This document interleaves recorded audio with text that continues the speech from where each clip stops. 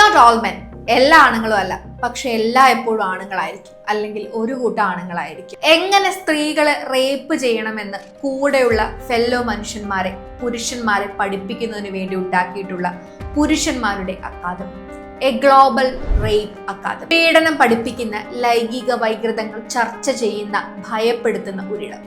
പേര് സൂചിപ്പിക്കും പോലെ സ്കൂളല്ലാത്ത എ റിയൽ വെബ്സൈറ്റ്. ഇവിടെ പുരുഷന്മാർ തൻ്റെ കുടുംബത്തിൽ തന്നെയുള്ള സ്ത്രീകളെ, ഭാര്യയെയും പങ്കാളികളെയും ഒക്കെ എങ്ങനെ ചൂഷണം ചെയ്യാമെന്ന് മറ്റു പുരുഷന്മാർക്ക് പഠിപ്പിച്ചു കൊടുക്കുന്നു. അതിനു വേണ്ട ടിപ്സുകളും വഴികളും കൂടിയിരുന്ന് ആലോചിക്കുന്നു. എങ്ങനെ തങ്ങളുടെ കൂടെ ജീവിക്കുന്ന സ്ത്രീകളെ മയക്കുമരുന്നുകളും സ്ലീപ്പിംഗ് പിൽസുകളും എല്ലാം നൽകി ബോധരഹിതരാക്കി തങ്ങൾക്കെതിരെ ഇത്തരത്തിൽ ഒരു അതിക്രമം നടന്നോ ഇല്ലയോ എന്ന് പോലും തിരിച്ചറിയാൻ കഴിയാത്തവരാക്കി മാറ്റി പീഡന ദൃശ്യങ്ങൾ റെക്കോർഡ് ചെയ്ത് വിൽപ്പനയ്ക്ക് വയ്ക്കാം എന്ന് അവർ ചർച്ച ചെയ്യുന്നു. അതിൽ അത്യധികമായ ആനന്ദം കണ്ടെത്തുന്നു. CNN-ന്റെ അന്വേഷണത്തിലാണ് ഇത്തരത്തിൽ ഒരു ഞെട്ടിപ്പിക്കുന്ന വാർത്ത പുറത്തു വരുന്നത്.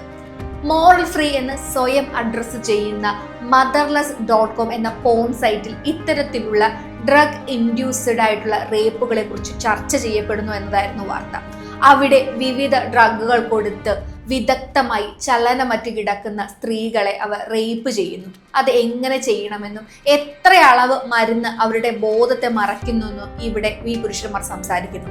6,20,00,000 പേരാണ് ഫെബ്രുവരി മാസത്തിൽ മാത്രം ഇത്തരത്തിൽ റേപ്പ് കൾച്ചറിനെ സപ്പോർട്ട് ചെയ്യുന്ന സൈറ്റിൽ കയറിയിട്ടുള്ളത്.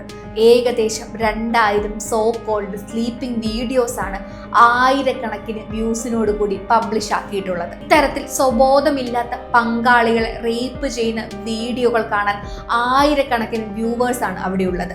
അവരവിടെ സ്ത്രീകൾ ഒരു കച്ചവട ചരക്കായി മാത്രം കാണുന്നു. റേപ്പ് ചെയ്യുന്നതിനുള്ള പ്രോത്സാഹനവും സപ്പോർട്ടുകളും ചാറ്റുകളിലൂടെ മറ്റു പുരുഷന്മാർക്ക് നൽകുന്നു. ഈ motherless.com-ലൂടെ കിട്ടുന്ന ലിങ്ക് വഴി ZZZ എന്ന 1000-ലധികം മെമ്പേഴ്സ് ഉള്ള ടെലഗ്രാം ഗ്രൂപ്പിലാണ് എത്തിച്ചേരുക. അവിടെ എത്തിച്ചേരുമ്പോൾ അവിടെ സ്ത്രീകൾക്ക് തിരിച്ചറിയാനാവാത്ത വിധത്തിൽ രുചിയും മണവും ഇല്ലാത്ത സ്ലീപ്പിംഗ് പിൽസിന്റെ അല്ലെങ്കിൽ സ്ലീപ്പിംഗ് ലിക്വിഡിന്റെ വിപണനം, അതെങ്ങനെ എത്ര അളവിൽ നൽകാമെന്നും ഒക്കെ ഇവർ പങ്കുവെക്കപ്പെടുകയാണ്. അവിടെ ബോധമില്ലാത്ത ഭാര്യമാരെ പീഡിപ്പിക്കുന്ന ദൃശ്യങ്ങൾ ലൈവ് സ്ട്രീം ചെയ്യും. അത്തരം വീഡിയോകൾക്ക് ഏകദേശം $20 ക്രിപ്റ്റോ കറൻസിയുടെ പേയ്മെന്റ് രീതിയിലാണ് നൽകപ്പെടുന്നത്.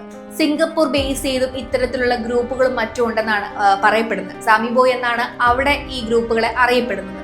ഇത്തരത്തിൽ ഇന്റർനെറ്റ് എനേബിൾ ചെയ്തുകൊണ്ടുള്ള പീഡന പരമ്പര ആദ്യമായി പൊതുമണ്ഡലത്തിലേക്ക് വരുന്നത് 2024 ഫ്രാൻസിൽ ഡൊമിനിക് പെലിക്കോട്ട് എന്ന് പറയുന്ന ആൾ തന്റെ ഭാര്യയായ ജെസൈലിനെ വർഷങ്ങളോളം ഏകദേശം 50 പുരുഷന്മാർക്ക് ഡ്രഗ്സ് നൽകി അവരെ തളർത്തി കിടത്തി ഉറക്കിയതിനു ശേഷം റേപ്പ് ചെയ്യുന്നതിന് വേണ്ടി ക്ഷണിച്ചു വരുത്തുകയും അവരെ ഉപദ്രവിക്കുന്ന വീഡിയോ റെക്കോർഡ് ചെയ്ത് സൂക്ഷിക്കുകയും ചെയ്ത എന്ന വാർത്തയോടെയാണ്. ഏകദേശം 200-ലധികം തവണയാണ് 70-ലധികം പുരുഷന്മാർ ഇവരെ ഭർത്താവിന്റെ ഒത്താശയോടുകൂടി റേപ്പ് ചെയ്തത്. കോക്കോ എന്ന സൈറ്റ് വഴിയാണ് ഡൊമിനിക് പെലിക്കോട്ട് ഇത്തരത്തിലുള്ള ഒരു ടീമിനെ ക്രിയേറ്റ് ചെയ്തത്. ഈ കേസിന് ശേഷം coco.fr എന്ന സൈറ്റ് പിന്നീട് ടേക്ക് ഡൗൺ ചെയ്തതാണ്.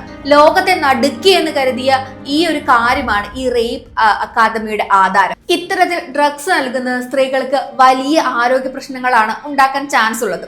പലപ്പോഴും ഓർമ്മക്കുറവും ബ്ലാക്ക് ഔട്ട്സും ബോഡി പെയിനുകളും ഉറക്കം നഷ്ടപ്പെടുന്നത് കൊണ്ടോ അല്ലെങ്കിൽ പിൽസ് കഴിക്കുന്നത് കൊണ്ടുള്ള ഉറക്ക പ്രശ്നങ്ങളും മാനസിക ആരോഗ്യ പ്രശ്നങ്ങളും STD സെക്ഷുവലി ട്രാൻസ്മിറ്റിംഗ് ആയിട്ടുള്ള ഡിസീസും ഒക്കെ ഉണ്ടാക്കാൻ ഇത്തരം കാര്യങ്ങൾ പോകുന്നതാണ്.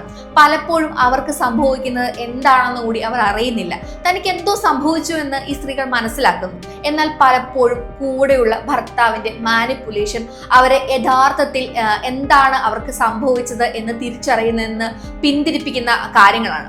പലപ്പോഴും ഇത്തരം കാര്യങ്ങൾ പുറത്തറിയുമ്പോൾ അതിനെക്കുറിച്ചുള്ള അപമാനവും സമൂഹത്തിന്റെ കാഴ്ചപ്പാടുകളും ഓർത്ത് ശബ്ദം ഉയർത്താതിരിക്കാൻ അവർ നിർബന്ധിക്കപ്പെടുന്ന സാഹചര്യമുണ്ട്.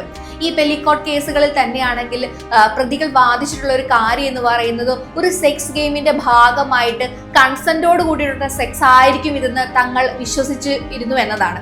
ഇത് പലരെയും ഭയപ്പെടുത്തുന്ന ഒരു കാര്യമാണ്. ഇത്തരത്തിലൊരു ആരോപണം ഉണ്ടാകുന്നത്. സ്ത്രീകളോട് നമ്മൾ എപ്പോഴും പറയും സ്ട്രേഞ്ചേഴ്സ് ഡേഞ്ചേഴ്സ് ആണ്, അവരോടൊന്നും അടുക്കരുത്, വീട്ടിൽ നിന്ന് പുറത്തു പോകരുത്, വസ്ത്രം ധരിക്കുമ്പോൾ ശ്രദ്ധിക്കണമെന്നല്ല. പക്ഷെ സ്വന്തം വീട്ടിൽ ഏറ്റവും പ്രിയപ്പെട്ടവരിൽ നിന്ന് എങ്ങനെയാണ് നമ്മൾ അവരെ രക്ഷിക്കുക? പങ്കാളികളെ മയക്കുമരുന്ന് നൽകി പീഡിപ്പിക്കാൻ പഠിപ്പിക്കുന്ന വെബ്സൈറ്റുകളെയും അതിൽ കയറി ഇറങ്ങുന്ന 82 മില്യൺ ആളുകളെയും ഭയത്തോടെയും അവജ്ഞയോടെയും മാത്രം ഓർത്തുകൊണ്ട് നമുക്ക് നിർത്താം.